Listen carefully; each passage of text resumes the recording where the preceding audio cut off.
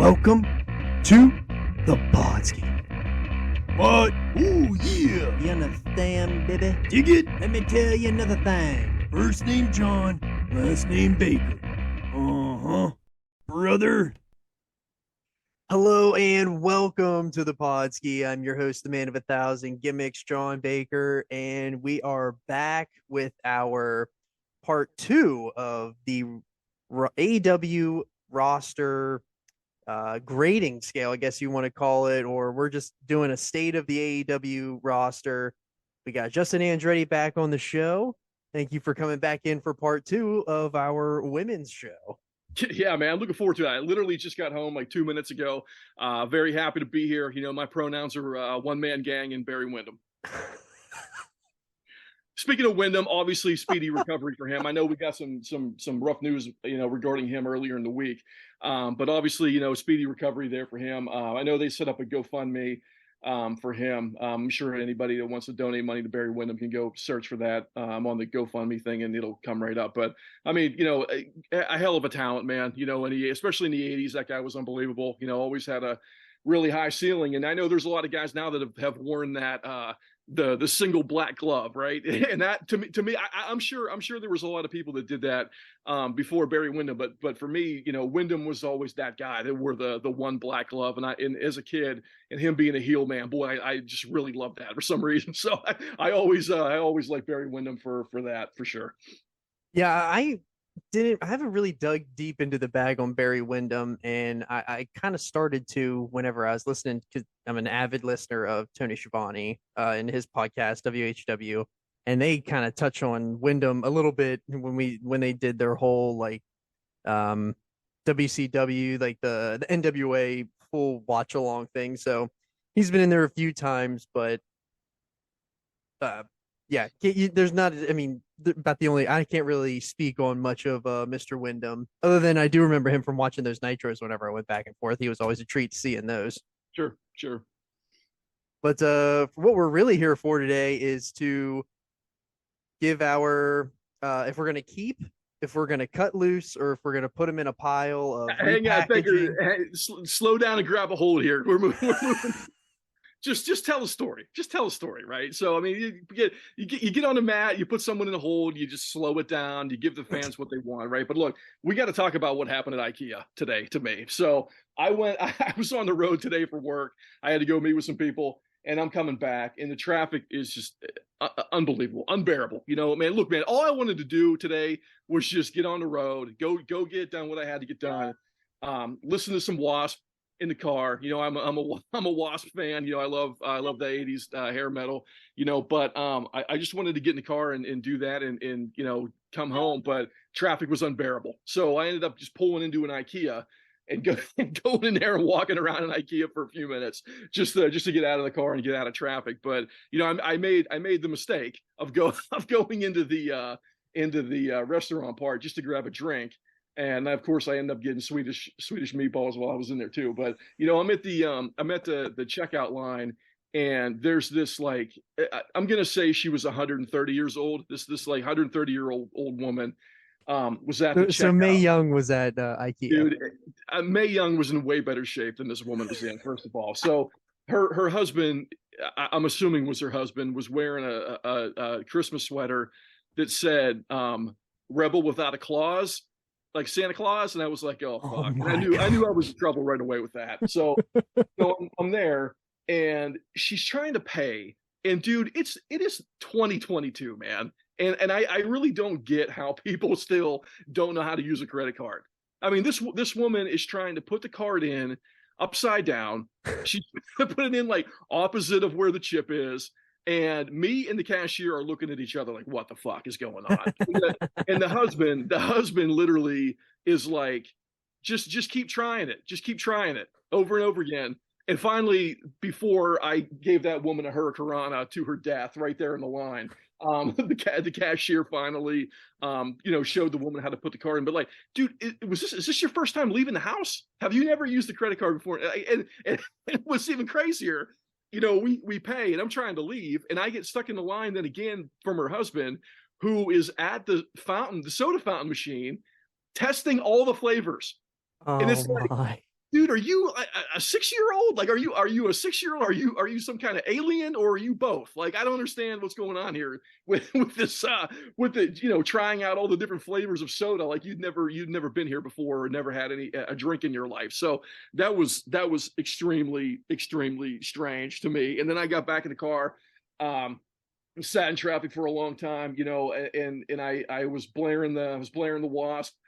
I pulled up to a traffic light, and there was a bus stop right there at the traffic light, and I'm blasting, right? I mean, I had the windows up, but I had the radio turned up real loud.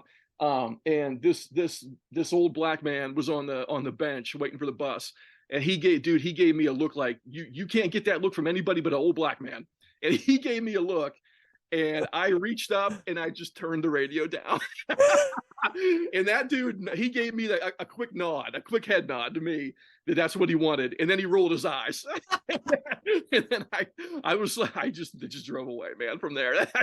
There was nothing else to do at that point other than just listen to whatever he wanted me to do. So that was my experience coming home, which was, very frustrating and, also pretty funny.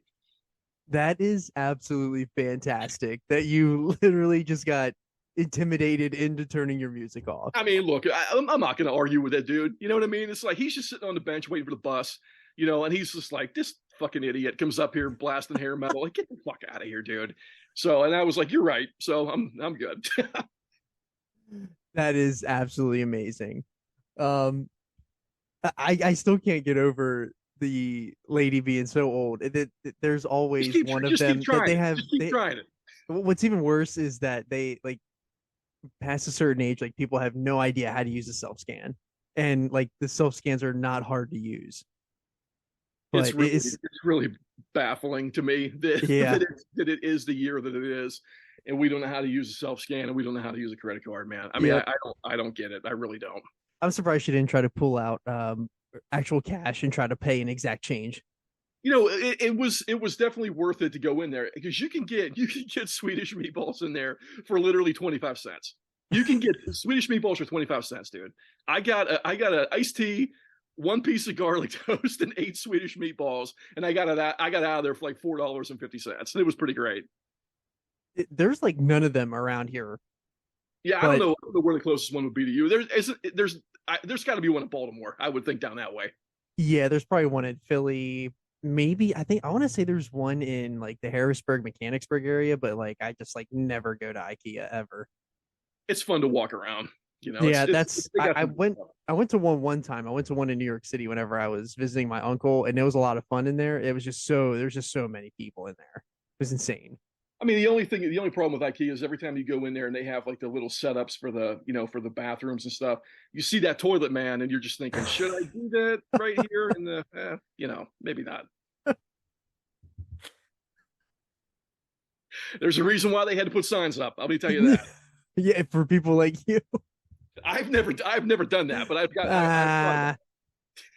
Yeah, that is great. Well, let's get into our. Do you want to take a look at this card? This show that's coming up this weekend. Yeah. So, do you want to talk about that? What did you watch any of that show last night? Dynamite? I did watch the show last night. So I think the biggest takeaway that was a great show. It really was a great show, and I'm critical of them, every step of the way for the most part. But I think that, like I said before, man, I think they're doing the right thing right now by putting the belts on the people that the fans really want to see. And I got to give them credit for that. I'll always give them credit for that. But I think that Ricky Starks promo was the best thing that he has ever done in the wrestling business. Amen. And I don't know whether or not MJF helped him with that. I mean, if he did, then that's great, and everybody's working together and trying to help each other because that's what this is supposed to be, right? Mm-hmm. Everybody's supposed to be helping each other, and that's why I have such a problem with the Hangman Pages of the world that have a reputation, whether justified or unjustified, about not taking advice. I mean, dude, you're not good, so take advice from people who are or have been, right? We all should be working together here to create this awesome industry that everybody loves, and I think that promo last night with MJF and Ricky Starks, man, I wanted to stand up and clap when those guys were done. For real. I literally almost did. That it was absolutely fantastic. The best that's exactly what we've been saying back and forth to each other that like we want something like a person like Ricky Starks to come in and face MJF, and it was perfect, like absolute chef's kiss to Ricky Starks. He's and now that match actually means something for next week, Yeah. and I'm fully invested in that match now. Absolutely love Ricky Starks because we were watching him back whenever Power started. I mean, I was going to say that too. That you and me and Bob Winters were all huge Starks fans whenever when he was on those shows, and it was funny because we were comparing him to The Rock.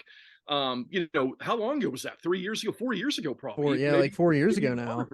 But it's funny that he called him. I used to call him Trailer Park Rock, and MJF called him Dime Store Dwayne. So I mean, it's pretty funny. But I mean, I thought that they hit it out of the park with that, man. That was unbelievable. It's almost like people are honing in on our group chat, and they know, like they're listening. Yeah, give me the book, man. Give me the book. I'll run with it. I'll give you what you want with the book. But I thought the Acclaim match. I know everybody had their suspicions that FTR was going to win the belts last night, but I think that they did the right thing, man. They've got to beat those teams. And I think the Acclaimed is hot as hell right now, man. And they gotta get clean wins over FTR, and they've got to get clean wins over the Young Bucks. If you want to make them who they could be, then the Bucks have got to get on their back for the Acclaimed. And I'll hold my breath until that happens, but I really hope it is, because I thought that them going over clean over FTR was pretty great. Yes, I was one of the people that were hyping it up that FTR was going to win last night. And once the match was over, it kind of clicked in my head like, well, no, it doesn't make sense for FTR to win because they're literally going to the Dome. So it was kind of perfect. So now they can kind of go away. They can have this, the trilogy ending with the Briscoes. They can go do their thing at the Wrestle Kingdom, and then they can come back and get their unfinished business done, and they can take care of the Gun Club or whatever's happening with them, and then they can go want to get those belts, because that's what I think ultimately happens. And I think that pretty much what we've seen is anybody that is in AEW, they get like a 3-year deal, but then there's like an extra, like an option year, which is what you see a lot in professional sports, where they get like a team option or a player option. And I would assume that if Tony Khan was smart, he would obviously pick up their option and they would be there for a 4th year. So sure. I would assume that we're going to get FTR to get the belts, and honestly, what you had kind of alluded to this in the group chat is that FTR kind of got screwed over with that whole CM Punk thing. Right. And if, my spidey senses are tingling, and they're tingling saying that Punk is coming back, and I think they might run it back with doing, listen, these guys are smart, and I would tend to, I don't care what the dirt sheets are saying, because they haven't been 100% right to this point at all. So right. They've been saying that they're going to do a buyout, and then it's like, well, no, like they're not interested in a buyout. So like they don't know shit. And Meltzer doesn't know shit. And I think the buyout would have happened already. The buyout would have happened already. They're not just going to sit and pay him for nothing if he's not going to come back or do something. Like because he would be ready by the end of January, February. So right around Revolution time, he's going to be ready. So my spidey senses are tingling and saying they figured this all out, and they're gonna do the big trios deal against. Maybe I'm just fantasy booking this, but my spidey senses are tingling that they're going to do FTR and Punk, and they're going to do Omega and the Young Bucks, and they're going to run a big. I mean, that's money. So I would love to see it. And I hope regardless of what on the same page, regardless of what Cornette says that there's no money in it, I would highly there absolutely is. But yeah, I absolutely agree that last night's Dynamite was probably the best Dynamite they've ran in a long time for me. I was actually interested in everything they were doing, and the ratings didn't really show for it. The ratings, they were only 840, I think, is what I saw a little bit ago. So not good ratings. Like the ratings are really down. The live gates are really down. But that is for the big shows, week, right? What? That's up from last week, I believe. Yeah, last week I think it was in the 700s. Yeah. Look, they got to just get back to basics, man. And look, it's not rocket science, right? I mean, there's a lot of people that have made a lot of money in this industry over the last 100 years, and they've done it by not overbooking, right? I mean, just make it simple, give people what they want, give people a reason to believe that somebody hates somebody else. I mean, that's all it is. And Right. look at how well they've done with Starks over the last couple of weeks. Now we can debate for 100 years that they killed Samoa Joe initially, they killed Lethal initially, they killed Starks, Hobbs, whoever, right away, right out the gate at times, but they've done a really good job with Ricky Starks over the last couple of weeks, and now, like you said, man, I'm really interested to see what happens in that match. I'm assuming MJF is going to win. Now, Yeah. whether or not he cheats to win or it's clean, I don't know, but I think it's going to be really fun to see it. I'm assuming that he's gonna do whatever it takes to keep the ring. Like the ring is his gimmick now. So like I don't know if Ricky Starks would be the guy to take the ring from him, but I just really like it. The only thing that sucks about Starks is that he has gotten hot, but then he gets hurt, and then they have to like backtrack and they got to rebuild him again. That's the only thing that's really held Starks back up to this point. It hasn't been his in-ring performance or his mic performance. He's always had the mic performances, I thought. He just always gets hurt. And so hopefully he keeps a clean bill of health here and they can like do a full run with it. Let's see it.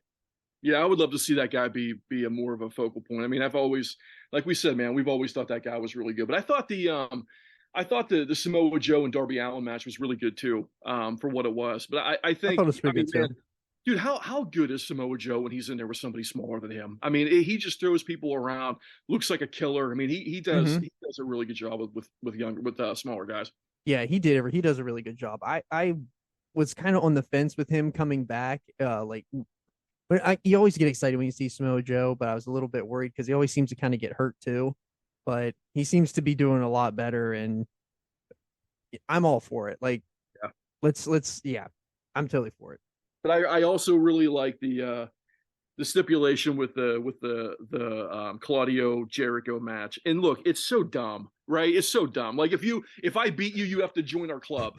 I mean, that is like the stupidest thing ever, right? But it's pro wrestling, man, and that's why I love professional wrestling. I want to see stupid shit like that, and I think it's really funny, and it's a great stipulation, and I think it, if I beat you, you have to join our club, and that's just so dumb. It's so funny.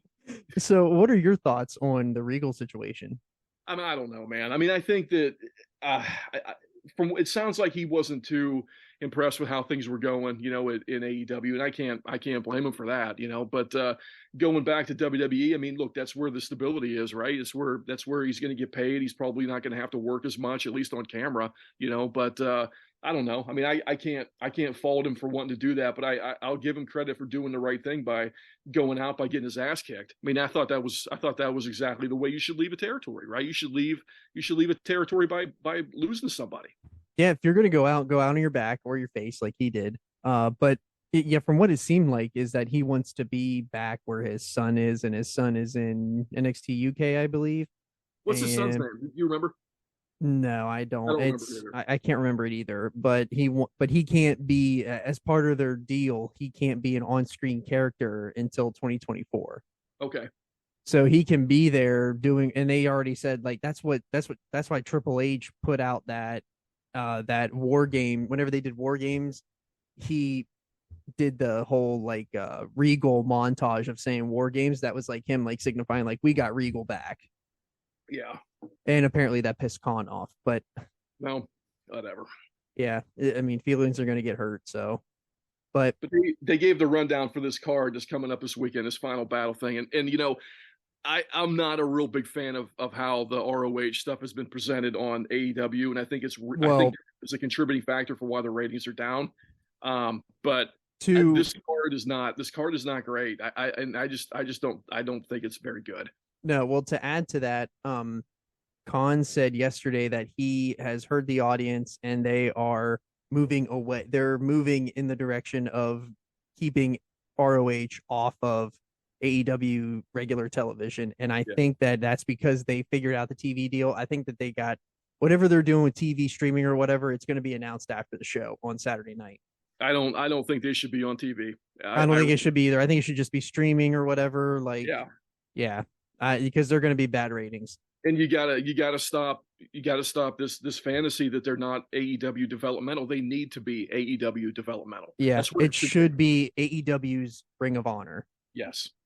Is your Ring of Honor Wrestling presented by AEW or whatever you want to call it. Right. It can't be a standalone promotion. No. It needs to be All Elite Wrestling's Ring of Honor or something. And what was interesting too, I was catching up on NXT because for whatever reason, like I don't watch NXT every week. I'll watch it like every 2 or 3 weeks, and then I'll watch 2 or 3 shows in a row in the same sitting. So last night I was catching up, and I forget what episode it was recently, but I even caught Michaels saying last night that their job in NXT is to develop superstars for Raw and SmackDown.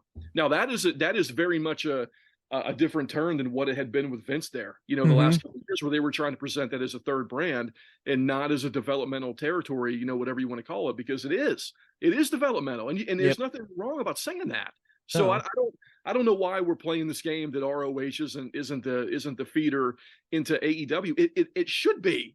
Right. No, 100% agree. Well, they were also saying too, I saw today that I think today was the NXT like post or the media call or whatever, and apparently Sean said that like I get no direction from Triple H. Like I'm just supposed to create these stars and get them ready for the big time. Like he doesn't call me every week saying like, are you doing this, this, and this? He's like, I literally don't hear from him. And this is all of our work here is done by all of us here in the Performance Center. Like we're not getting direction from the main roster anymore, which is a great sign. Like I the WWE, like they're on one right now. Like they're coming. 2023 is going to be a huge. Well, I'll get to that in a second. But 2023 is going to be a huge year for WWE, and I think they're going to kill it. Hope so. Yeah, I hope so. So, but yeah, this card we got Jericho versus Claudio Castagnoli in a singles match for the ROH World Championship. If Castagnoli loses, he will have to join the Jericho Appreciation Society, which we already touched on that. I love the stipulation. I don't know if I care about the match, but I do love the stipulation. I think I care just to see what happens with that afterwards. Yeah. And then we got Daniel Garcia versus Wheeler Yuta in the ROH Pure title. I mean, I'm not a big Yuta fan. Yeah. I like to see Garcia, but I mean, Wheeler doesn't really do anything for me. I like both of them a lot. I think they're both extremely good prospects. But I don't know why Hook is not in that match. I don't know why that's not a match with the two of them in Hook. I don't get it. Hook should be on this card. He should Hook should go face Jericho. It should be Hook and Jericho in the main event. Yeah, I agree. Mercedes Martinez versus Athena for the ROH Women's World Title belt. Insert fart noise. I mean, dude, have they done anything with either one? I didn't even know they were even wrestling each other. No, I haven't heard anything. I guess they're doing something on Rampage. I didn't even know Athena was on the roster. Well, I think she's doing a lot of stuff on Rampage and YouTube. Okay. Which is why we don't know, because we don't watch that.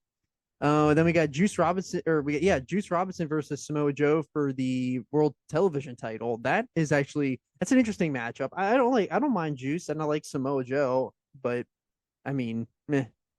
I tell you what, I'm not a Juice Robinson fan, but I'm interested in the match because I think that it'll be pretty good. Here comes an absolute turd of a match: Swerve in Our Glory versus Shane Taylor and JD Griffey in a tag team match. Talk about like the biggest dud of a match you can probably think of is anything with Shane Taylor in it. Well, I'm glad you said I'm glad you said JD Griffey's in it, because that's the first time I've ever heard the guy's name. And they just keep saying Shane Taylor Enterprises and showing this guy's picture. And I'm like, who the hell is the other guy? Well, I couldn't even tell you because I didn't even see it last night. I've seen enough Shane Taylor, I've seen like maybe 2 matches of his, and I instantly just tuned it out. No, I don't ever need to see Shane Taylor in the ring ever again. So I mean, aren't these the exact same teams? You've got a smaller guy that does all the work, and a guy that can't move, that's just a big slob, clogs up the damn ring. I mean, who gives a shit about this match? No one cares. I like Swerve and I like Keith Lee a little bit, but it's like, dude, they can't do anything. So are these two just going to lay on each other in the corner while Swerve does a bunch of kicks? I mean, who gives a shit about this? I don't know.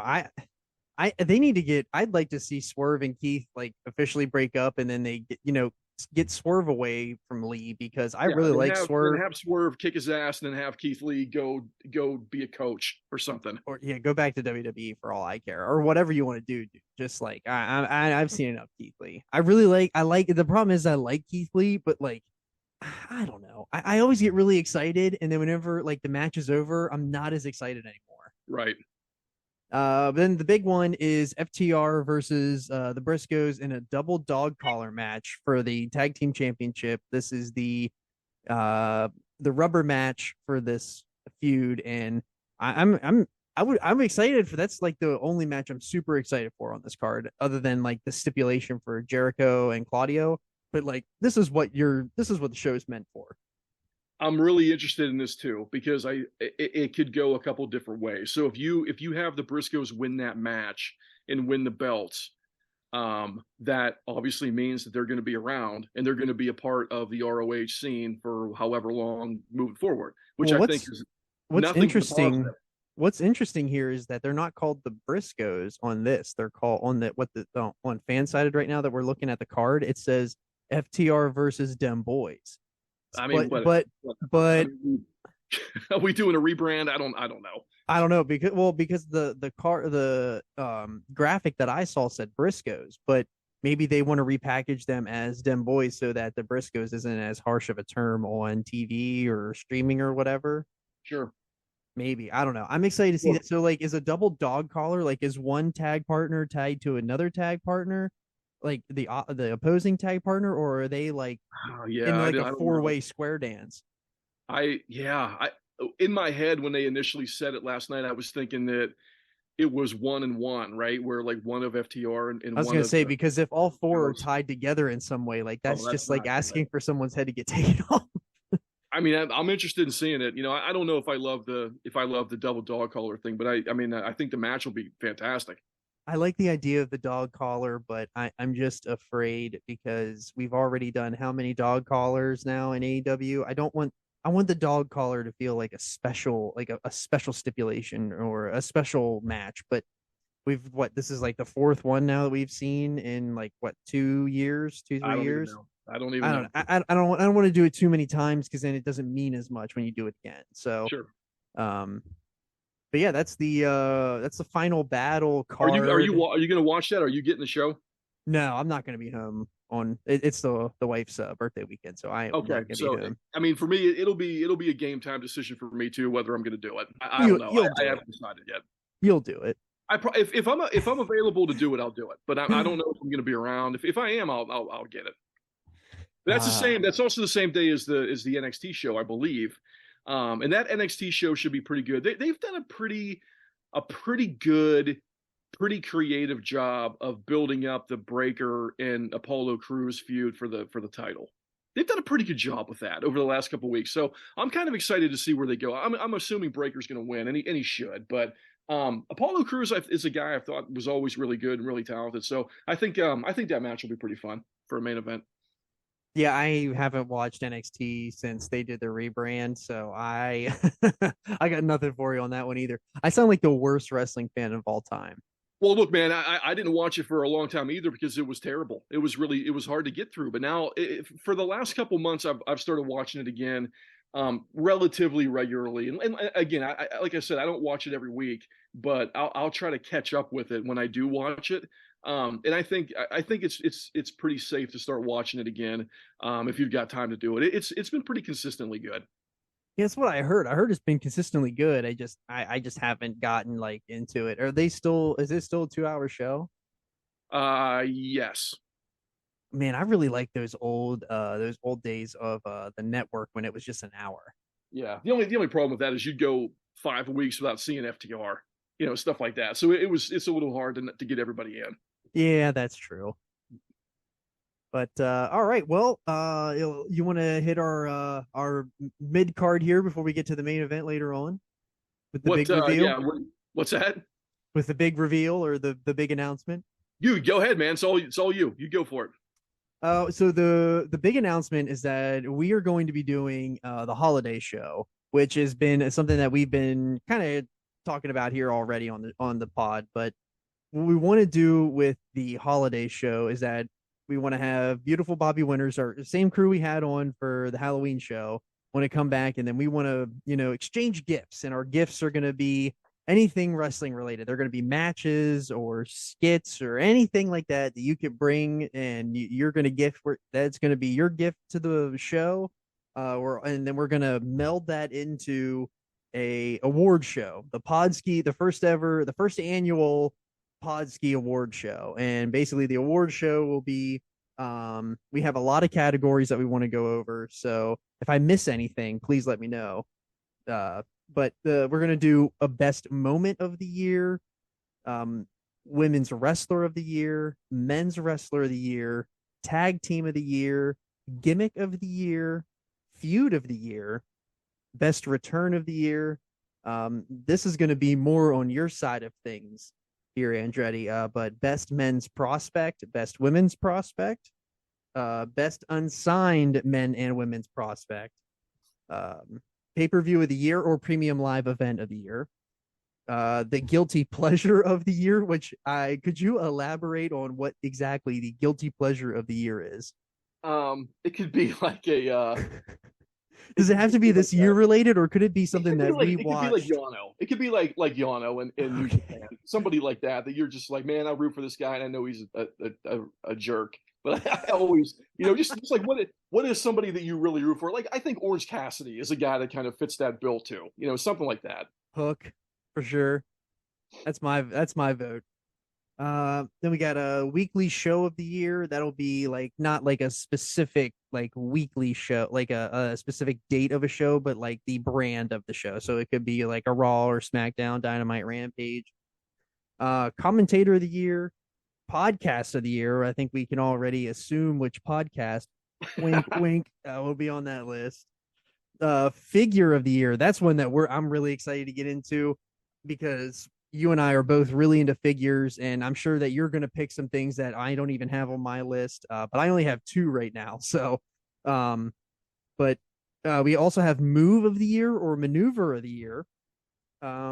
Match of the year is going to be the big one at the end. And then we're going to do a bonus part of that as well, where we're going to induct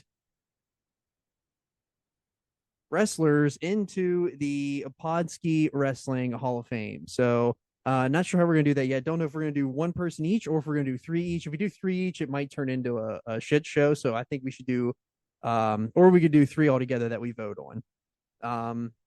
We should hand out votes to people to send back to us. Okay.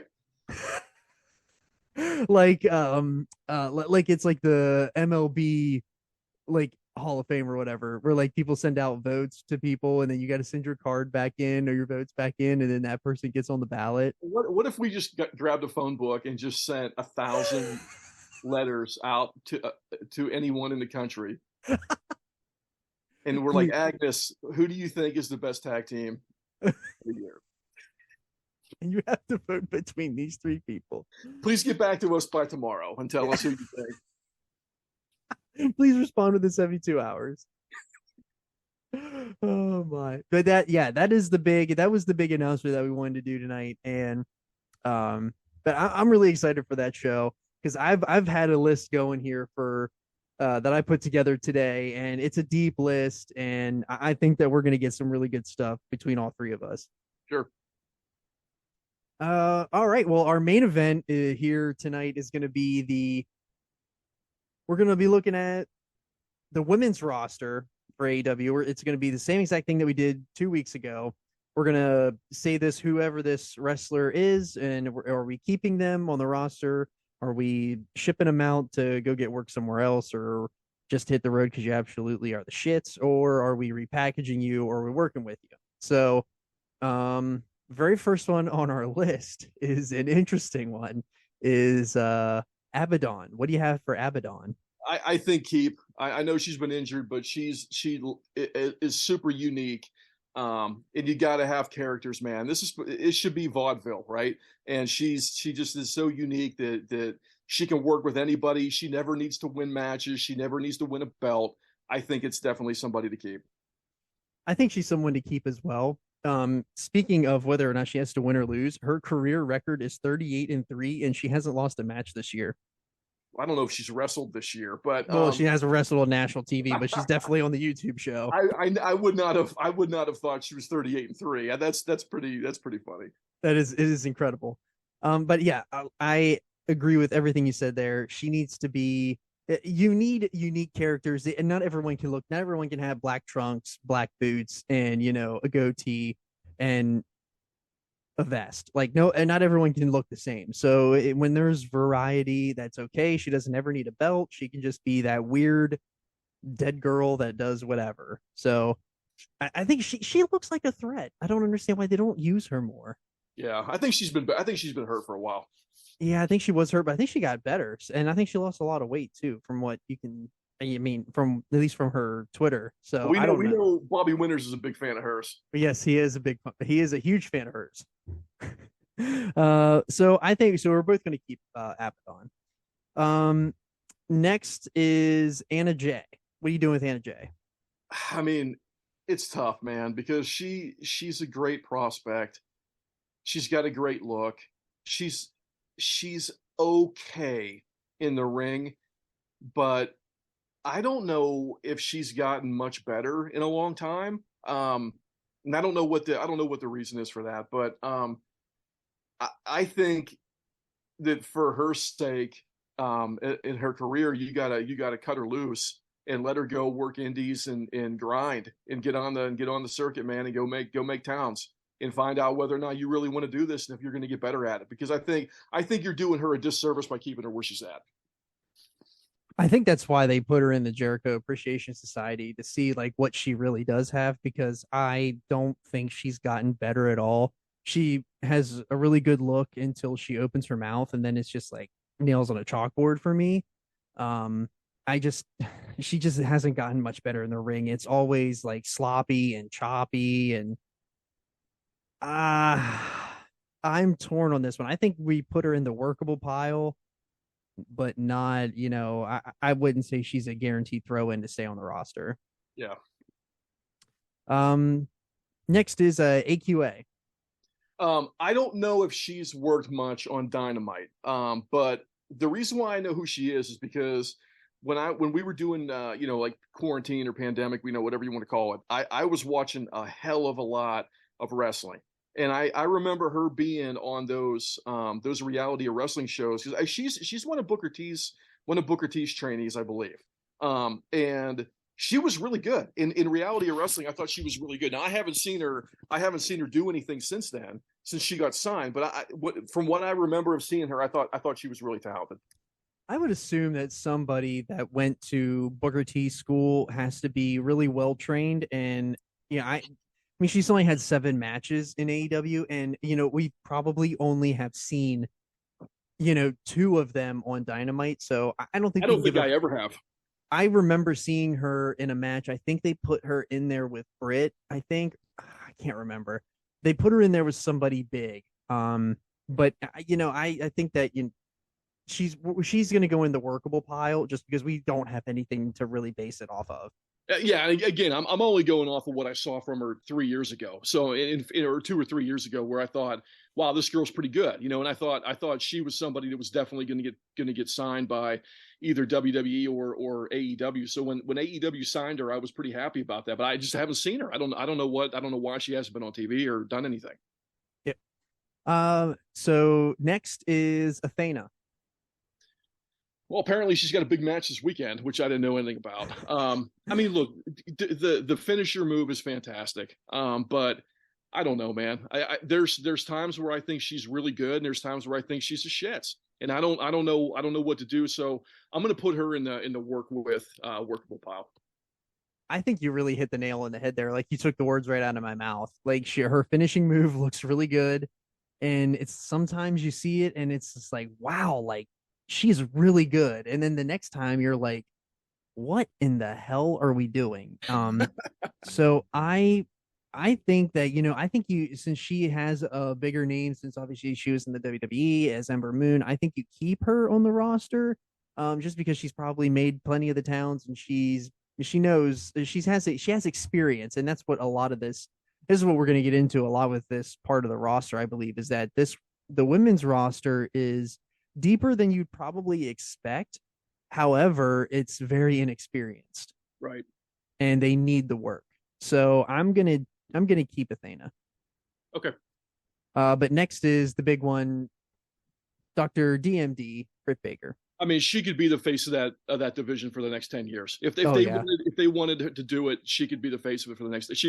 She's gotten extremely good over the last couple of years since she was in NXT. She's put a hell of a lot of work in, man, on the mic, especially on the mic, and in the ring too. She's phenomenal. She's a top five, maybe a top 3 female competitor in the world. And I and she's a Pittsburgh fan too. I'm a Steeler homer and a Pirate fan and a Penguins fan too. So I gotta love on her for that too. But I think, and she went to Penn State too, which is funny. I think slam dunk, dude. She's a slam dunk top 3 competitor in the world.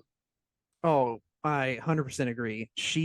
I remember when I watched the All In show, and she was in that first match that the women's fatal 4-way match, and it was like, who is this? I had already known that she was Adam Cole's girlfriend, and she has just, like, if you watch that match and then watch a match of hers today, the amount that she's gotten better is so noticeable. Like, it's just, even in the look, like, it's noticeable. She's a slam dunk home run talent that, well, AEW should absolutely not let go.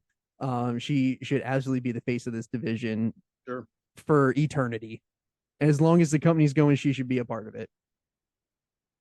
But next is the Bunny, and I am gonna pop whenever I hear you say what you might say about her. Get the hell out of here! I mean, look, man, I'm sorry, but it's just, she's been there for 3 years. I don't know what the hell for, other than being somebody's wife. I mean, look, I know, you want to keep her around because she's somebody's wife, and you want to make things easier for the family, and I completely understand all of that. I don't know what the value, if they're, whatever they're paying her, it's too much. See you later. Oh my gosh! So I'm gonna go work at Maryland Championship Wrestling. So I'm gonna keep Bunny, but I'm not keeping her for her wrestling. She is really good for, helping Butcher and the Blade and being in a part of that whole look. That is okay, but her matches are really bad. So, she's going to stay on the roster, but she's not going to be on the working roster. She's going to be on the managerial roster. Next is Emi Sakura. Yeah, I haven't seen a ton of her, but I remember when the matches I did see of her. I feel like it's been a little while since we've seen her on TV. Is that right? Yeah, she was really big early in the division. That she was a part of that. She's good. She's pretty good. Yeah, she's not bad. She's the one that does the Freddie Mercury stuff. I'm good with her. Yeah, I know who you're talking about now. Yeah, I remember her being pretty good whenever I saw her. So yeah, I think it's worth keeping her. I think it is too. Not much to say to her or about her other than, I think she's a DDT alum and all that. So I think that's kind of what happened to her during the pandemic. She went back to DDT, which is totally fine. But next is the Fox, Hikaru Shida. I mean, I'm a little bit worried for her because I don't know where she kind of fits in at this point, but she's really talented. And I think, she got a little bit bigger and a little bit stronger over the last, like, maybe like year and a half, 2 years. When she was champion, I thought she was awesome, and she was a really good champ, but for some reason she's just really lost steam since she lost that belt. And it kind of felt like the fans kind of weren't really in her corner as much as they were before. And look, maybe I hate to say this, but maybe she was champ at the right time, where the wasn't really great when she was the champ, but she held that belt for a long damn time, man. And she was really good as champion.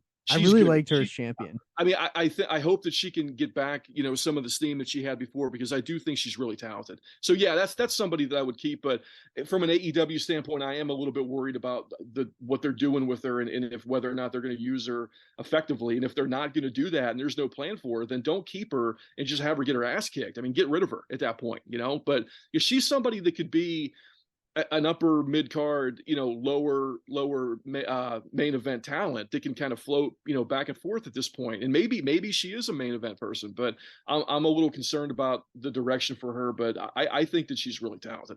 Well, I think she has the most wins out of any. Oh, never mind. I spoke too soon. I tried to scroll down to see who had the most wins in the women's division, and she is in second. But I she was fantastic during that pandemic. And didn't she get hurt, or Serena Deeb get hurt after that championship? And then they did that feud afterwards that was just way too long and drawn out. Like, that's where I think that it killed her. They do these things where after these baby faces are champions, that they put them in a feud afterwards, but then they drag that feud out way too long. And then they just kill them dead. So I think you keep Hikaru Shida. She just needs to be more relevant on television. You need to see her more often. Yeah. Next is the TBS champion, Jade Cargill.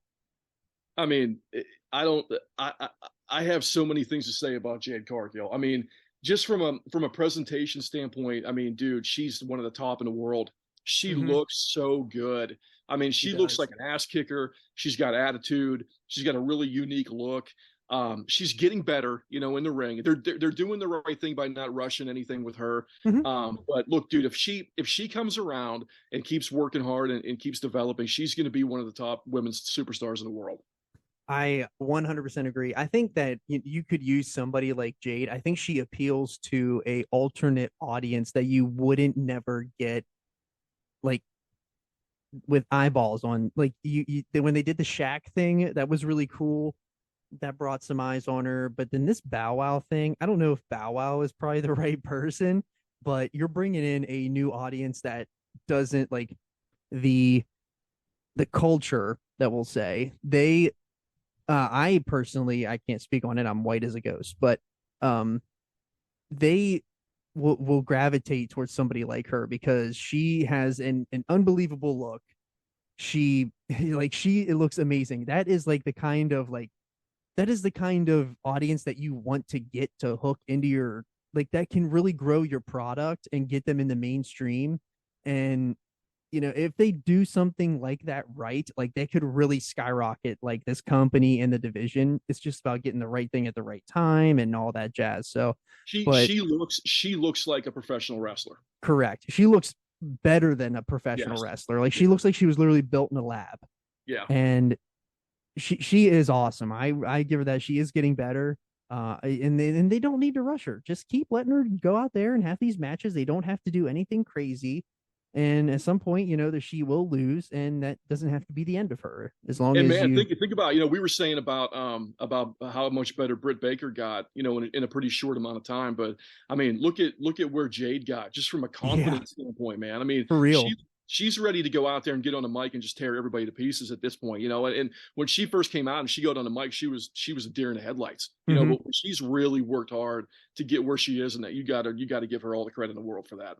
Absolutely. Tip of the old cap to Jade. She has gotten really, really good on the mic. She's fantastic. It's really cool. It's really cool to see it, right? When you see people that want to be good at this, right? Because look, man, it's fantasy, right? It's fantasy sports, So it's you got to have your own niche for somebody to want to be good at what this is, right? So when you're able to find a person like her that really wants to be good at this and be good at this niche thing that is this niche industry. I mean, it's awesome to see, man. When people go all in and they really work hard and they get better every week and they really put the time into what they want to do and they want to be the best in the world. It's really fun as a fan to see that. And I feel like Jade Cargill is that person. Yeah, no, absolutely agree. 100%. Moving on to the AEW Women's World Champion, Jamie Hayter. What do you got for Hayter? I know you guys were so down on her, and I've been on her day one. I've been preaching in our group chat that Jamie Hayter is awesome. and You you have. You've been guys saying it. You've been shit saying it all all along. you guys shit on me all the whole entire time until this championship match. And I just had to get that out there because I had to, I wanted just to prove that I was right. You were 100% right. And the thing too, like when she first came in, I thought that she was a little clunky in the ring. But man, I'll tell you what, you got to give Tony Khan credit for putting the belt on somebody that everybody was behind. And for whatever reason, man, she caught fire and she looks really confident in her matches and she's pretty good on the mic and she can work a really kind of like solid, believable style in the ring where everything looks real with her. And Mm-hmm. I think that she's an excellent prospect. The only thing I don't like about Jamie Hayter is I think her gear sucks, and I think they need to get better gear for her. But from a wrestling standpoint, I think she's somebody that they kind of just caught fire with, and I don't know if they thought they were going to get that with her. When they signed her, I don't think they had big plans for her to be a future world champion. But that girl's really done a great job, and I think that they've kind of caught lightning in a bottle with her. And again, hats off to them for seeing that and putting the belt on her right away. And I think that match with Toni Storm was really good. And I've been very critical of Toni Storm, but she did business with Hayter and put the belt on her, and I was really happy to see that. Yeah, and um out of that UK group of women, like I don't know what you'd call them. But like the big three basically were Priestley, sorry, good lord. Is she hurt? Is she injured? I haven't seen her in a long time on NXT. I have no idea. But it's her and Tony Storm and Jamie Hayter. And out of those three, if you would have told me 3 years ago that Jamie Hayter was going to probably be the best prospect out of all of them, I would have probably called you a liar. I agree. But because I mean, we all thought kind of Tony Storm was the dead ringer. Not saying that Tony Storm isn't great, but Priestley was already like she was already way ahead of them, and she's way below now. And I think that's just because I guess she did get hurt, but Jamie Hayter, as good as she's gotten in a short amount of time and how believable she looks and all that, like her first couple of matches were not, I will say they weren't good, but I fully was believing and on her from the beginning. Yeah, you were for sure. Speaking of somebody else that we've been on from the beginning, this next one is Chris Statlander. Yeah, well, I feel bad for her for a couple of reasons. So number one, obviously she hasn't had very good luck, with the injury thing. And it's really tragic to see that when you see somebody that could be a main event talent that just keeps getting banged up. But another reason why I feel bad for her is because I feel like Jamie Hayter's kind of taken her spot because Statlander really is kind of like that the really strong girl, right, in the division where she's able to throw people around and do power moves.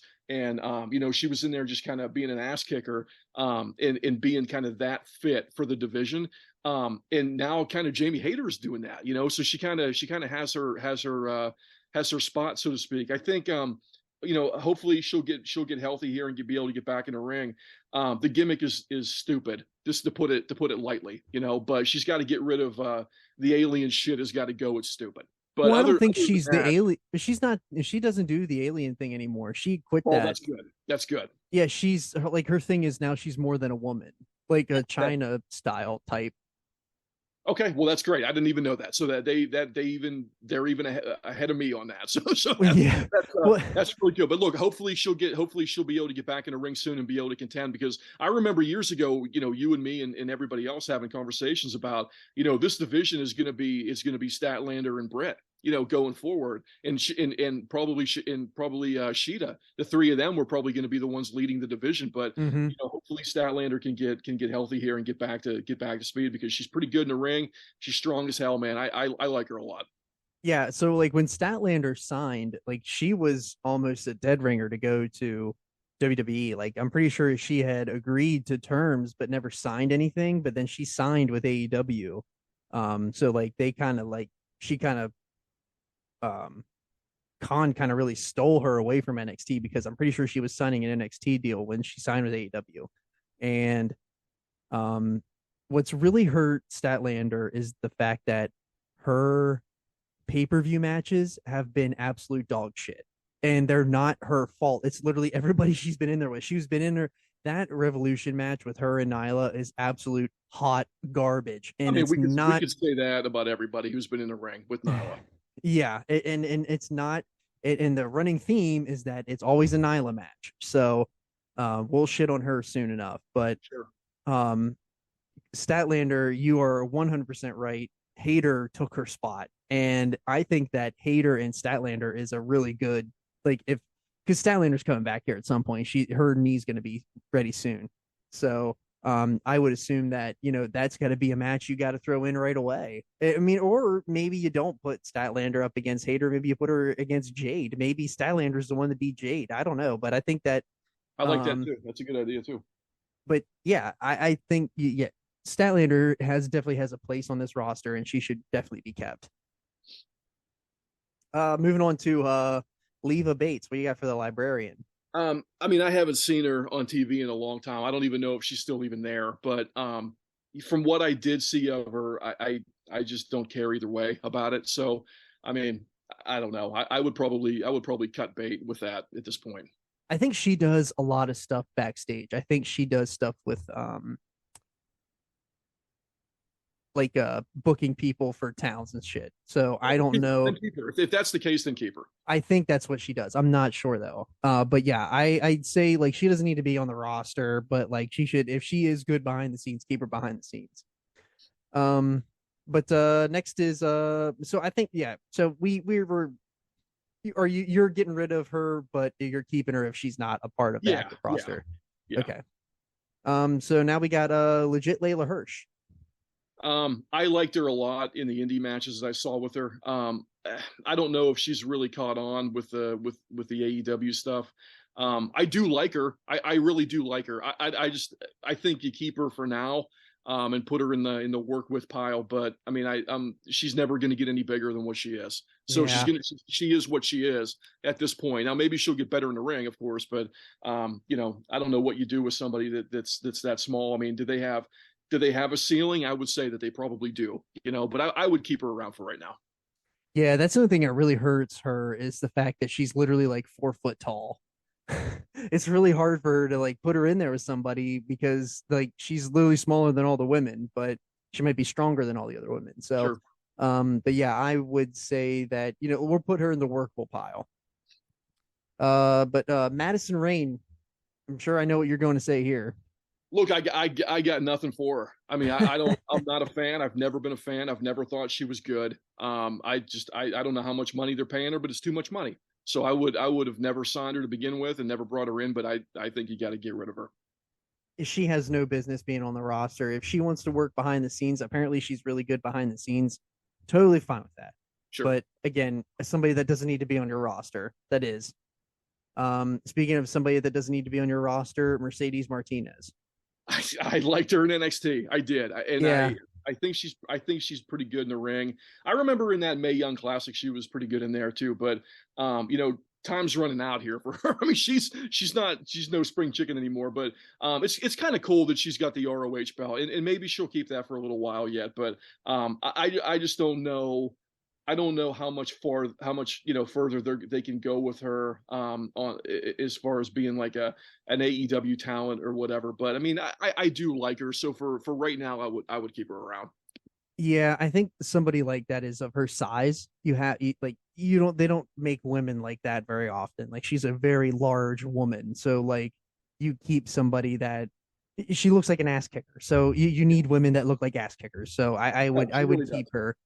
And she looks believable. So we're gonna keep Mercedes Martinez. What do you got for Nyla Rose? Other than she's the world's best peg warmer in every single store that you can find. I get the signing. I really do. I understand that you want to build this inclusive community and everything, but she's not gotten any better. And she's not strong. It doesn't look like she's strong, at least in the ring. She's sloppy. look, man, I don't know what to do with her because there's people in the wrestling business like you've got like an Andre the Giant or like a Braun Strowman or even a Bray Wyatt, people like that, even, or Danhausen, people like that are attractions, right? They don't ever have to have a belt, but they're an attraction that people come to see, right? And she's not that person. And I don't know if they're trying to make her this like this I know they call her the Beast or whatever. I don't know if they're trying to make her kind of like that person that can work with anybody and is kind of the beast that you got to go through to get to the main event or whatever. But she's just not good. And I don't know what to do with her other than to just cut loose with her. She's been there for 3 years. It's time to move on. I 100% agree. She has not gotten any better. She just is so sloppy in the ring. She just is not. I don't know if she looks really good like whenever they're like going through the matches and stuff before the show or whatever, and everyone's like, "Oh yeah, she's like really good." And then whenever the lights come on, she sucks. And there's only so much you can do until you're under the bright lights and the bell rings and you get in there and you just absolutely shit the bed every time you're in there. I can't name a pay-per-view match that she's been a part of, and she's been a part of a lot of them. Too many Exactly, that she's absolutely nearly killed the person that she's in there with, and or has just killed their entire momentum and run. Like, I mean, look, there's times where she is unwatchable, and if that's the case, then what the hell are we doing? Yeah, I don't want to I don't want to be so hard like on these people, but like she is not good. Like she needs to maybe if Kobe Pro was still a thing, she could go back to Kobe Pro, but like come on, like she just has not gotten any better. She has I get the idea of putting her with I get the idea of putting Vicky with her, but I think it's time to cut bait. Yeah. But now we're on to Paige Van Zant. I mean, I don't even know, is she still there? I don't even know if she's even still there in training or whatever. But what I've seen of her, I don't like. Nah. So hopefully they're just keeping her off of TV and getting her up to speed to where she can look presentable on TV and look believable and not look like she doesn't know what the hell she's doing, because she looks like she doesn't know what the hell she's doing. Well, I mean, she didn't know what she was doing whenever she was in UFC and bare knuckle and all that shit, other than just getting her shit stomped in all the time. So, well, I mean, I don't know, man. I guess keep her on the work with pile for right now, because maybe she could turn into something. But I'm throwing her a bone by saying that. She is a name, so that is a attraction. But if she gets better, I'm all for it. But she has to show something more than what she's done, and I don't expect much from her anyways. So like when she's been out there, it hasn't been. Dan Lambert really made the wheels spin on that whole feud. So that's kind of like if she's got a mouthpiece like Dan Lambert, totally cool with it. But I mean, we haven't seen enough. I mean, she's only had one match, so like, well, we can't really say much. But I put her in the workable pile only because she's a name and a face, so you can always work with that in wrestling. Next is Penelope Ford. She's not great either. I think she's gotten a little bit better. To her credit, I think that when she's in the ring with people that are a lot better than her, she looks pretty good. Mm-hmm. So, oh man, I don't know. I would probably put her in the work with pile at this point. When she's in there with somebody like Britt and all that, she looks fantastic. Not fantastic, but she looks really good. So, I would keep Penelope, but I'm not keeping her because of Kip. Yeah, that's a good point too. I think that she's worth keeping, separate from her husband. Yeah. Next is Rebel. I mean, I don't know what she does behind the scenes, or if she's got any kind of value other than just standing around and I don't know. I mean, I don't know what to do with her other than if she's working in accounting or something, then so be it. But I mean, if all she's doing is just hanging out, then there's no reason to keep her around. Yeah, no, I agree. She doesn't need another one of those. Doesn't need to be on the active roster. Put her in the managerial pile. Put her in the behind the scenes pile. Doesn't need to be anything more, nothing less. Uh, but then Red Velvet. What do you got for Red Velvet? I actually like her. I know she's not the biggest, not the biggest competitor in the world, but she has gotten better. I like her as a heel. I like her. I like Red Velvet. I would keep her around. Yeah, I keep Red Velvet around. Her and Brandy had a good thing going there for a little bit, and then even Velvet and Britt had a lot of good stuff going back in during the pandemic and all that. So, I think you can put Red Velvet. Red Velvet should be a mainstay on the roster. I think. Yeah. What do you got for Riho? I think she's better in the ring than what anybody gives her credit for. And I think that she is unique. I think her gear is in the bottom probably 3 in the world. I mean, it's awful. I It mean, is she looks like bottom. an idiot out there. It is Get rid of bottom that of the barrel bullshit. gear. It is I bottom of mean, the barrel gear. dude, it's bad. But I It is mean, bad. whether if you wanna give She her, she would look so much better if she didn't have that shitty gear. yeah, Like she wouldn't. I don't think she would get as made fun of if she like had like normal human being gear instead of a fairy. yeah, But yeah, I think I agree with you. She's better than what she gets credit for. However, she wouldn't get the criticism that she's gotten if she wouldn't have the look that she has. yeah. So I'm gonna keep her. I'll put her in the work with pile just so we can, get her off TV. And I know she's been off TV anyway, but like just repackage that because Right. there is some talent there. I Mm-hmm. really do. There's some talent there. Nope, I agree. Put her in. Yeah, I'll put her in the workable pile too. We only got a few more left. Next is Ruby Soho. I like her. I've always been a fan of her. I liked her when she was on the Indies, even before she went to WWE. So I think she's pretty good. She's pretty talented. She's got a super unique look. They haven't used her very well. So Agreed. I think that she should be kept. I think she should absolutely be kept. She needs to be used. Please put her on TV and not on fucking Rampage every week. Put her on like the main show. Put her in a big feud for once.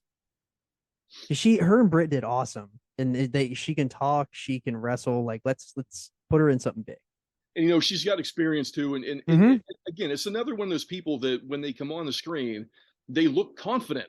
Yes, And that's really important. And I think she really checks a lot of boxes. So let's do something here.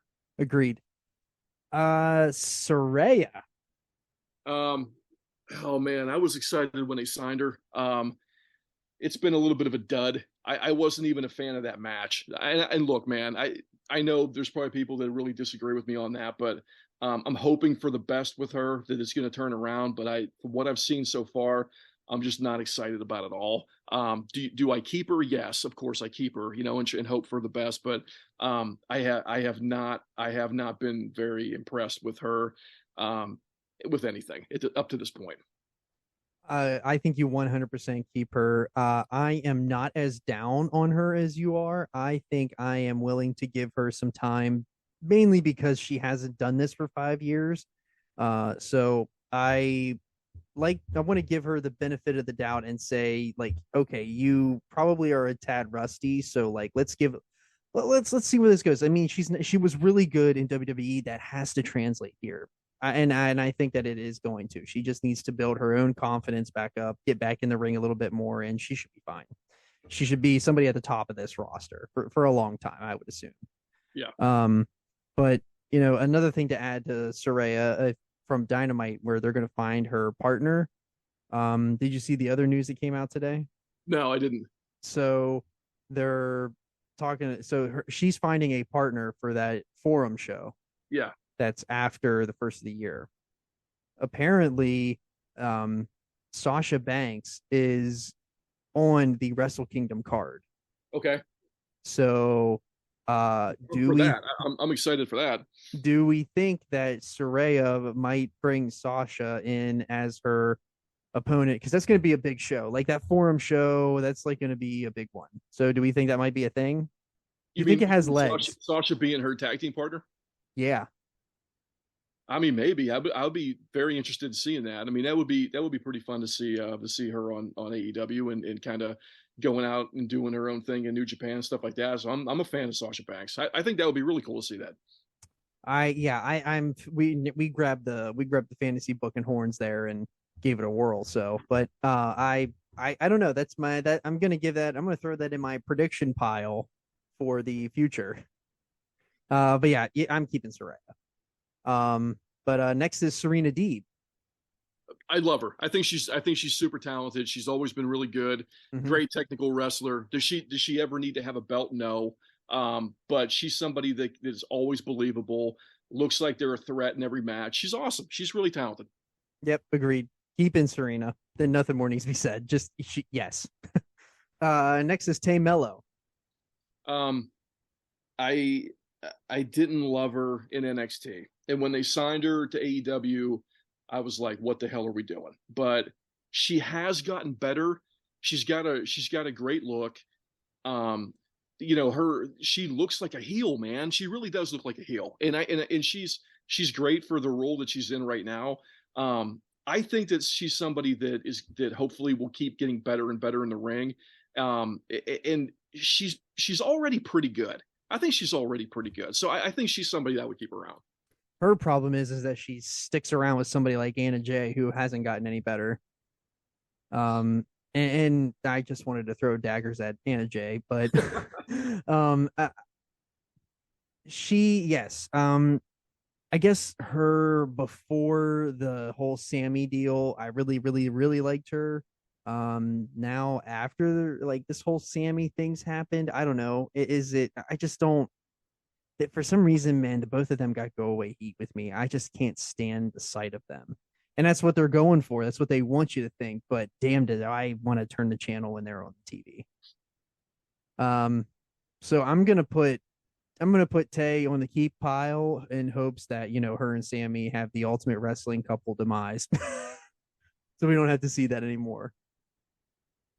But next is an interesting one. We're down to our final three, and two of them, actually all three of them, I'm excited to see what you say about them. We got Thunder Rosa.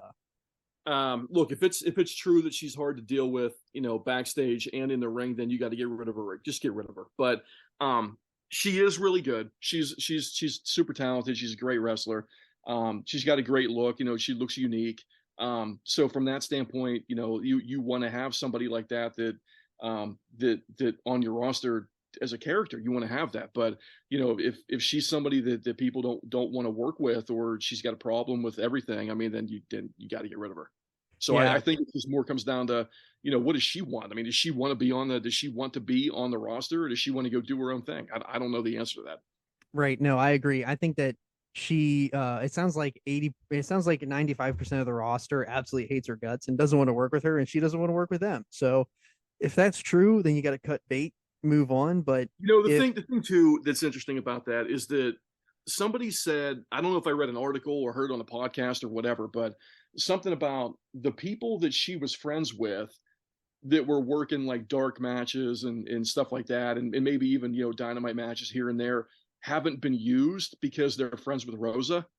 And yes, I heard that too. Kind of pisses me off from a like, dude, don't slight those people just because they're friends with her. It's stupid, right? But yeah, also, I mean, does Rosa have that much heat?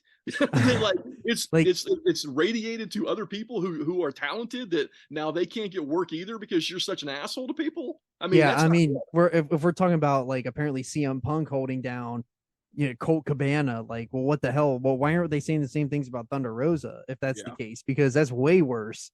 But yeah, because the people that Thunder Rosa is holding back, and look, we don't even know if this is true or not. This is just something we heard. But if it's true that everybody else got heat because of her heat, those people are good, and they should be on your roster, man. And that's a shame that we're in a place where, I mean, it certainly looks like Thunder Rosa's got so much heat that it's screwed over other people. So that's not. Imagine having that much heat. It's crazy, right? That is insane. But yeah, I think that hers is a pending one depending on your situation for us. Yeah. But I think but she is good, and you should want her on your roster. It's just depending on whether or not she's willing to work with your roster. That should be a hell of a ref. Down to our final two, we got Tony Storm. I mean, I loved her in NXT and like the NXT UK, the Mae Young Classic stuff. She's got an unbelievable presentation. You know, she's got a unique look. I mean, she's good enough in the ring to be, you know, to get over and be a fan favorite, stuff like that. Is she great? No, she's not. But she's good enough to be kind of like that you know, main event or upper mid card kind of talent that floats back and forth. I like her. I like her enough for sure. So I think there's definitely a place for her. Yeah, no, I really like Tony Storm. I think she's great. I think she's in the keep pile. She has again, she has a unique look. I think that booking really killed her because the whole roster went to shit. You know, not really the whole roster, but like your champion went down, and then you had to crown an interim champion. And I'm not for crowning interim champions. Like if somebody's hurt, you pull the title off them, you crown a new one. But I really like Tony Storm. I think she can all. I don't think she's quite at her ceiling yet. That just might be me. I think because she's like literally like 26 or something like that. So like she hasn't even hit her ceiling yet. So, but yeah, I think she's definitely on the keep pile and will continue to grow and be pretty big in this division. I think. But there's our last one. This is Willow Nightingale. What do you got for Willow? You know, from that match from last week, um, I like I said, I tried to go in there objectively with that, and she's better than I gave her credit for, and I'm willing to admit that she really is. She's a better talent than what I was trashing her in the group chat for for the last couple months, but she's pretty good. You know, the only thing that I don't like with her is kind of the kind of jumping around little kid shit with her where Yeah, agreed. look We look don't need that. this is going to sound racist as hell, and I'm really not trying to go for that, but I don't need you to act like Sapphire in the fucking ring.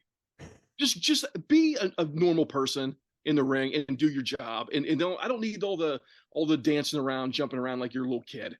Stop. Just you're pretty talented. Do your thing. I think she's pretty good. So yeah, keep her. Yeah, no, I think she's pretty good too. She has something, but enough with the little kid stuff. Like no one wants to see that. Like I get that she's probably shooting for that for the little kid audience, but come on. Like Bailey did that for a long time and it got old really quick. Yes. So, but yeah, I like Willow. I think she should stay on this. She should get repackaged as not a, child loser. Um but let's put her on the repackage pile and let's get her in a real person gimmick and let's see what she can do. Sure. But that concludes our roster review. What's our numbers looking like for the women? Here, let me pull it up here. So we've got, let's see, I kept 17, you kept 16. Now keep in mind too, like there's a lot of people here that we are keeping, but it might not be in a like an on-screen presence, right? So we've absolutely slashed this roster. Right. So I have 17 kept. You have 16 kept. In the work with pile, I had 6 and you had 11. Yeah, so we're working. Right there's where everybody is. Yeah, everyone's in the workable pile because listen, there's a lot of bad gimmicks in there. I don't know what you do with them, but somebody needs to go back to the drawing board. Yeah, and I packed up the desks and threw all the shit out the window for Anna Jay, the Bunny, Madison Rain. I can't get rid of Madison Rain fast enough. Yeah. Nyla Rose and Rebel. Goodbye. Yeah, I said goodbye right away to all of them. The only one that I had written down for you that was a definite get the fuck out of here was Nyla Rose. Well, I fucking hate her. I can't stand her. Like anytime I see her on TV, I turn it off or I get up to take a piss. Every time she comes out, I'm just waiting for the moment where I'm gonna text you and Mongoose and Winners and be like, Nyla Rose is not good. She sucks. Get her out of here. Yeah, it's just a huge disappointment every time she's in a match because she just sucks. But I shouldn't be so harsh to say such mean things about because these people are humans, as in the words of CM Punk, these people are humans. But no, Sorry. Do you want to rifle through this broadcast team real quick? Yeah, I might. Something is happening where it's like It's the same of mine. It's the website. It's the website. Okay. Yeah. So the commentary team, Alex Marvez can go back to whatever the fuck he was doing before this. I don't know what he was doing before. He was on Sirius, I think. I can't. No, get him out of here. He's got a face only a mother would love. So sayonara. Yeah, he's got a face for radio. Alex Abrahantes, what do you got for him? I wish they would do more with him. I really do. I think he's a really talented guy. I love him with Penta and with Phoenix. So I think he's pretty great. He does do the pre-show stuff on YouTube, because I used to watch the pre-show stuff a lot. I don't know if they still do that as frequently anymore, but him and Dasha together, but them together was actually a pretty good like pre-show. It was only like about 10 minutes or whatever that they put on YouTube just to, bring you into the show before it started. Yeah. But he was pretty good on there, and I really like him with Penta and Phoenix. He's pretty good. Dasha, what are you doing with Dasha? I mean, I don't know why there's ever a segment on their TV where she's not on the screen.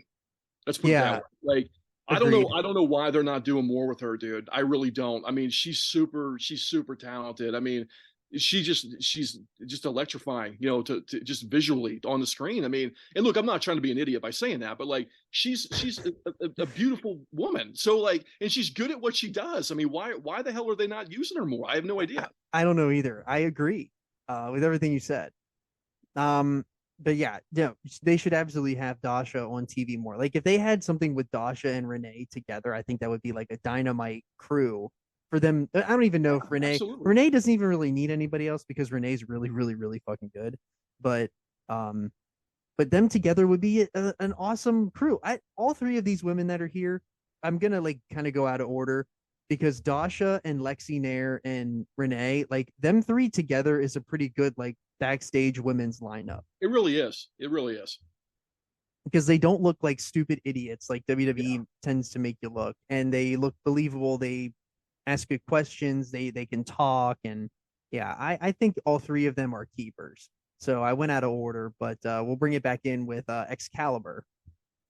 Look, man, I've gone back and forth with this a lot over the years, but the other day when we were watching Survivor Series, when I was watching that show, was that 2 weekends ago or last week? I don't even remember when it was, but I was out of town, so I still haven't seen that War Games match. I really need to watch that. Like, I really want to watch it. Man, but... it didn't hit me. It never hit me until I was watching that show how much I like Excalibur, because I really don't like the WWE broadcasting. And the whole time I'm sitting there, I'm like, why is this not clicking for me? Like, why am I not enjoying watching this show when there's so many people in that promotion that I really like, right? Mm-hmm.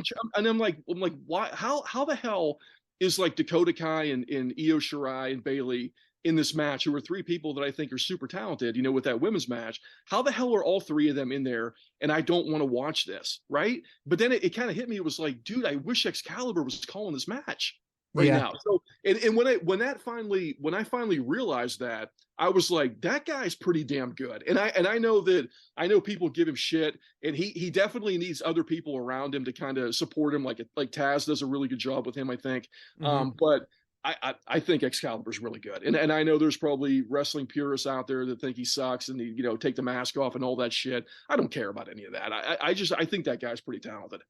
Listen, if you're worried about the mask, you don't see him on TV anyways. And the amount of time that you see him is literally minimal to the actual show. So it does not matter if he's wearing a mask or not. It's maybe I missed it early on, but like, it's just strange to me that we've never talked about it. Like, why was there never like a vignette or a segment or something talking about him?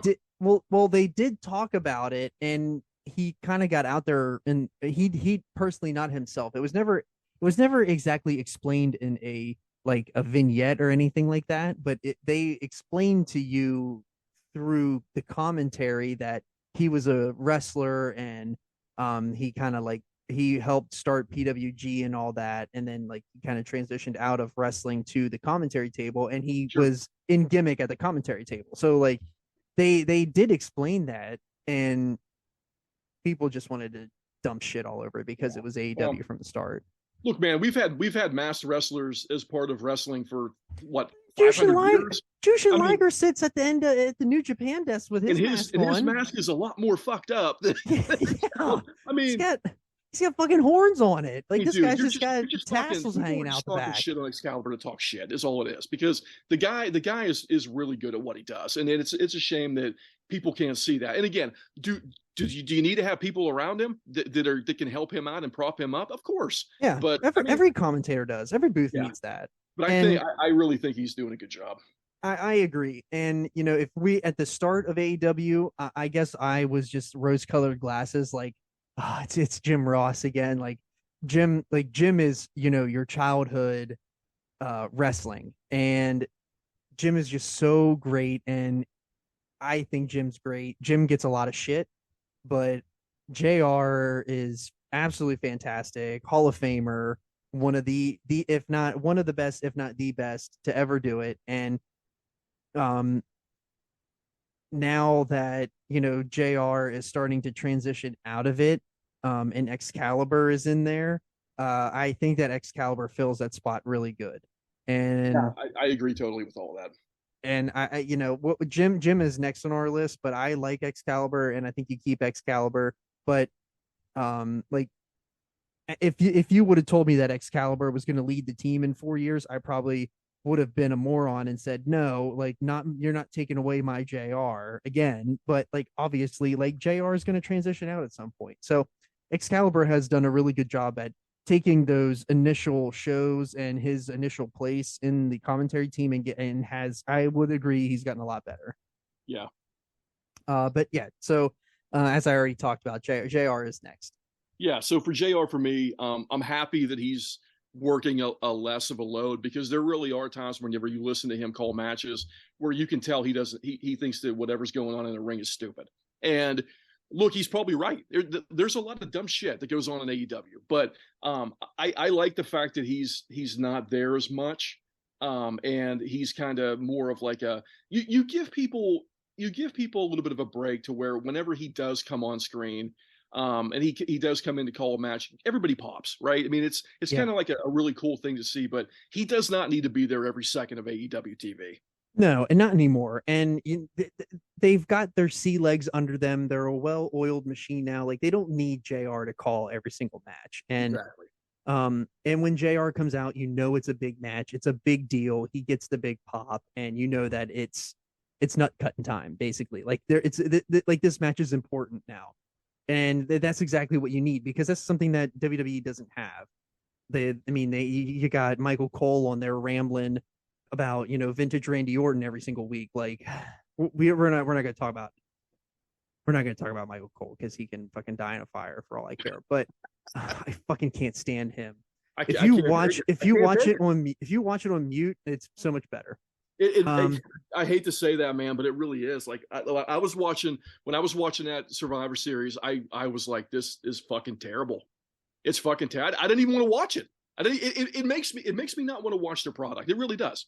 I absolutely hate to say that, because he's a really, really nice human being. But listen, like, everyone says it like he's such a pro and he's so good. And even JR says that about him. But like, I can't stand him calling matches anymore.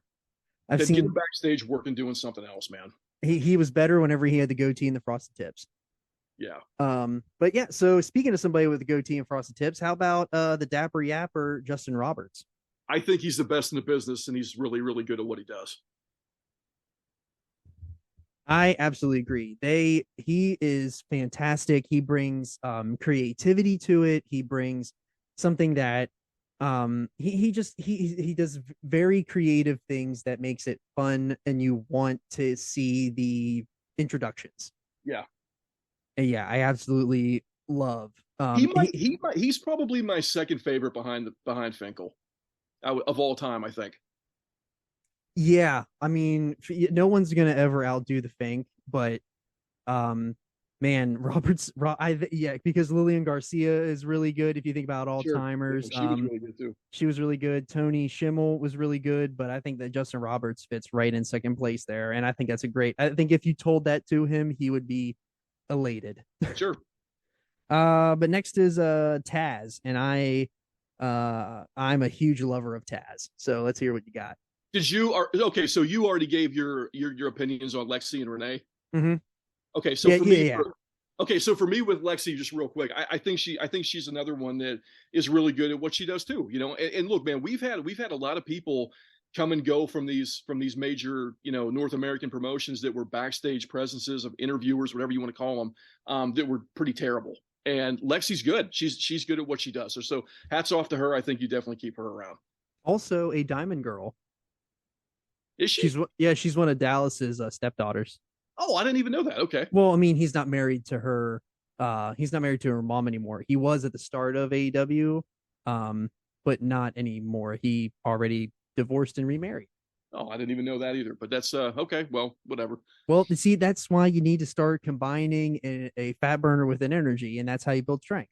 Look, man, I'll be honest with you. I haven't done a fat burner or an energy in a while, and I'm in hell for it. I really should keep doing it, but I'm too lazy to do it, man. And that's the problem. Is like I know I should keep at least doing an energy and doing the maintenance, But I got to get back into it because there's times now where I'll wake up in the morning and I'm like, holy hell, I'm getting old. I gotta do an energy at some point here this week. But yeah, it's definitely worth keeping up, man. But it's hard to keep up with it, But you gotta find time. Speaking of DDPY, I used to do I usually try to do DDP at least once a week, but then whenever I got COVID there a couple months ago and I was stuck in the house, I did it every single day and I just absolutely burned myself out of it. So I haven't done it since. But yeah, I am looking to get back into it because I like to keep it in my routine. But she's also dating William Morrissey. Oh, really? Okay. So maybe we should get rid of her. Huh? Maybe we should get rid of her. But last on her list. Oh yeah, but I didn't give my thoughts on Taz. Well, let me give my thoughts on Renee here while we're. Oh, okay, yeah. Sorry, I'm sorry. Well, no, I think I got to talking about DDP. I got all excited. I know, so did I. I got off track too, but I think Renee's really good. I think that they need to do more like special stuff with her, where they're doing like. I don't know if you want to call them like documentaries or, little segments or whatever that are kind of like, just for like social media stuff and content and, like promotional stuff. She's super talented. Yes. I think, and she's definitely way better than what they're using her right now. I mean, look, I don't want to say anybody could do that job backstage because that's not true, but, you could find somebody that's maybe somebody else to do that role that what Renee is doing right now, and have Renee focus on being like the quote unquote like real journalist, right, of the promotion, and that would be cool. Have her be in a better role than what she's in. They're not using her. Well, I mean, she is kind of like new in there, and I think that like she was supposed to come in, and then they were supposed to get that time off, and they never did. So I think they're kind of like. I don't really know what they're doing with her yet, but I think they have a plan. I think that what her plan probably is that they're going to probably end up getting a streaming deal along with this next TV deal. And I think that she might play a large role in that. That's my prediction. She should. But yeah, so Taz, what do you got for Taz? I love him. I think he's great. I think he's funny. He's got a lot of experience. He's been in that job for a really long time. He's got a lot of really good perspective. What I really like with him is when they do like the little segments now and again where it's him discussing the moves, right? Yes. Amen. Dude, they got to do way more of that. It's so to hear him say that. I have something to add to that. So if did you ever listen to the Taz show? I did. I listened to it a lot actually. So the Taz show was the first like show that like aside from Levitard that I listened to religiously every single day.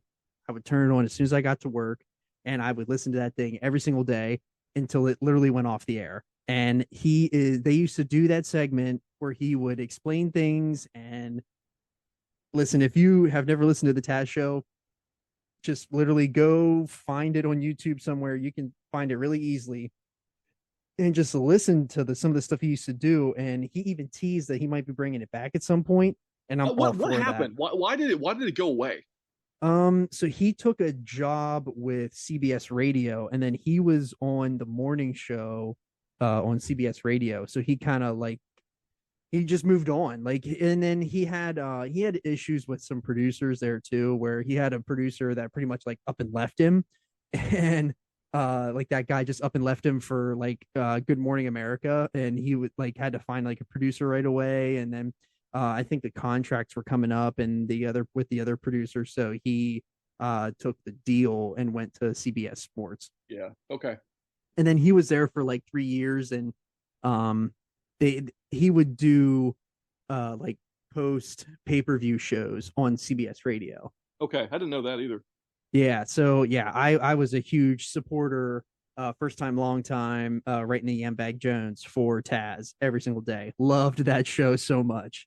Sure. But yeah, Taz is one of my guilty pleasures in wrestling because he was on that announced team with Cole on SmackDown, and he's absolutely fantastic. And he's still fantastic. He is the perfect replacement for JR to slide into that commentary role.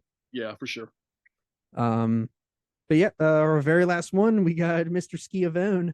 What do you got for Tones? I mean, I love Tony Schiavone, man, and I was, even a long time ago. I remember tweeting to Tony Schiavone, saying that when I think about wrestling when I was a kid, the voices that I hear in my head that are calling the matches are Tony and Jesse. Like Tony and Jesse are my all-time favorite commentator team. And no questions. And Tony even retweeted that or said thank you or whatever, whenever I told him that, which I thought was really cool. But I think he was still doing the baseball stuff at that point, whenever I sent him that. But I love him, dude. Like, I really do like Tony Schiavone a lot. He's probably my favorite all-time commentator in wrestling history. But he's not really doing much at this point with them, especially like, with him being like in the 3 or 4 man booth. He's not really doing a whole hell of a lot. But I mean, I don't know. I don't know what you do with him, or if he wants to do more or whatever. But I love the guy. I think he's awesome.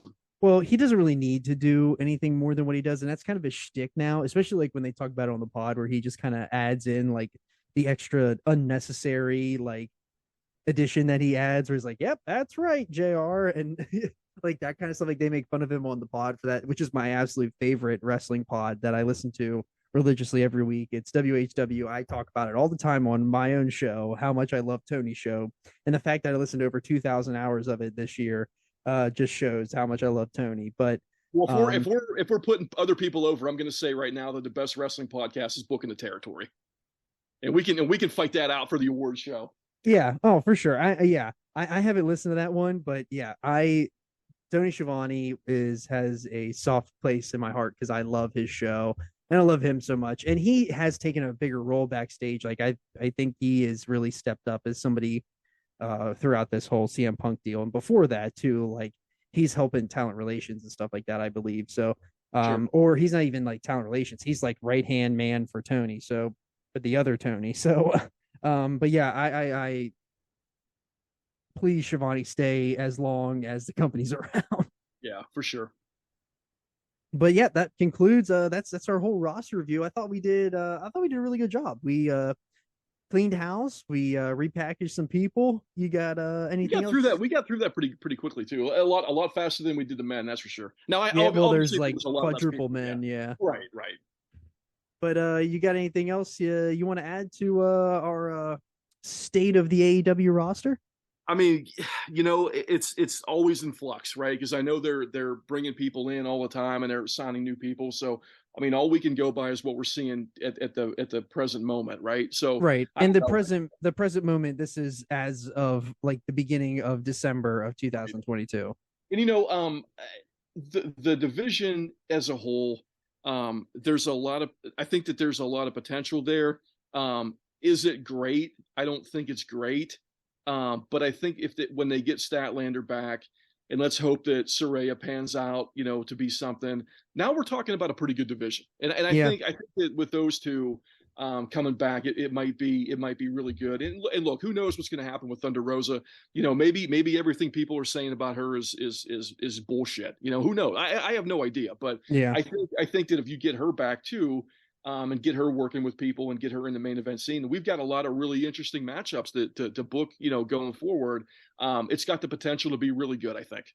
No, I agree. And maybe, yeah, you're right. Maybe what all they're saying about Thunder Rosa is bullshit, but I think that yes, I think that this division is pretty mediocre.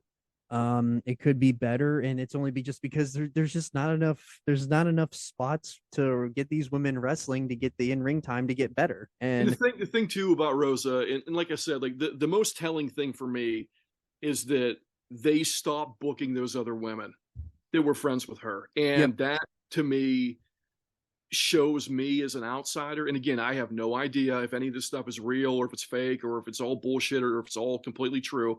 That to me shows me that she's got so much heat that it's real. And if yeah. that's the case, then you can't keep that person around. But again, I know Tony Khan will never hear this, but look, man, there's people out there that are making the towns, that are really talented athletes that could be a great addition to a women's division. And you can't just screw those people because of who they're friends with, man. It's not okay to do that either. Well, if Tony Khan is listening, would love to have you on the show.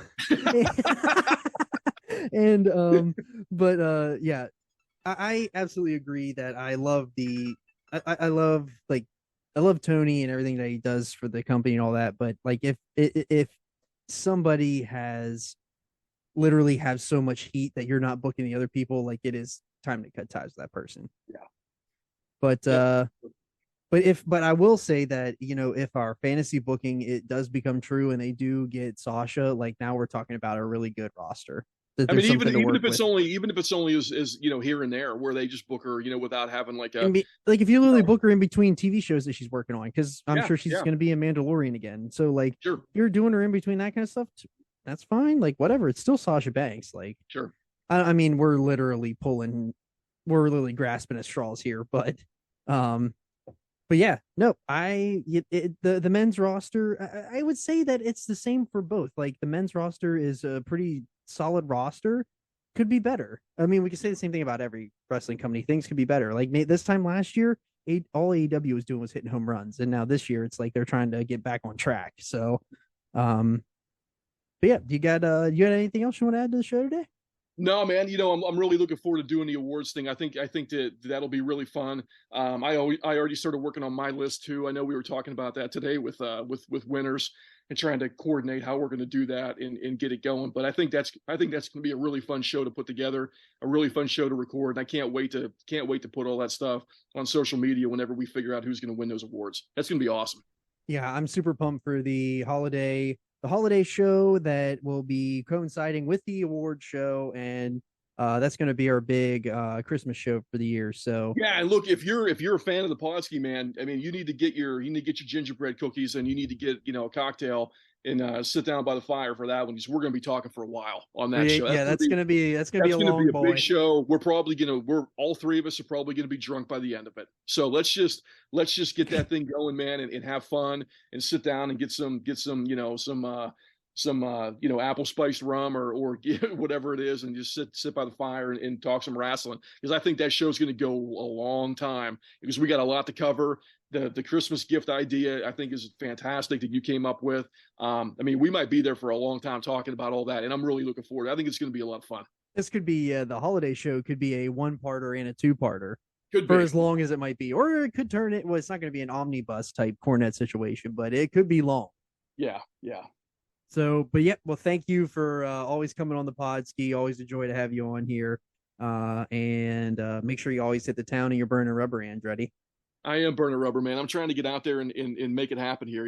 Today was an interesting day. But we're cleaning out the basement tomorrow. We got a dumpster coming, so I already told everybody, man. Like I'm not doing a damn thing tomorrow either. In terms of working, I'm taking the 4-day weekend, and I'm gonna go get some pizza tomorrow. I'm gonna get drunk as fuck tomorrow while we're cleaning out the basement. It's gonna be awesome. And then you're probably going to sit down and watch all kinds of wrestling. I'm going to watch a lot of wrestling, because I'm going to try to get my awards nominees done and go through those matches, because I got a couple ideas for match of the year, but I'm not even going to give them to you until I go through it again. So I want to watch a couple matches tonight or tomorrow and get it going. But I've got some good ideas. I got to get it down on paper. Yep. Can't wait. So, well, yep. Thank you for coming on the Podski, and Don't forget to download, rate, review, and subscribe. Check us out on Twitter at _Podski, on Instagram at _Podski, and on Facebook at the Podski with John Baker. Hit Andretti up at AZ Jarhead on Instagram, and we'll see you for the big holiday show coming up. Yeah, it's gonna be awesome, man. Looking forward to it. Yep, make sure you're always combining a fat burner and energy, and that's how you build strength. I need to do one or the other at least.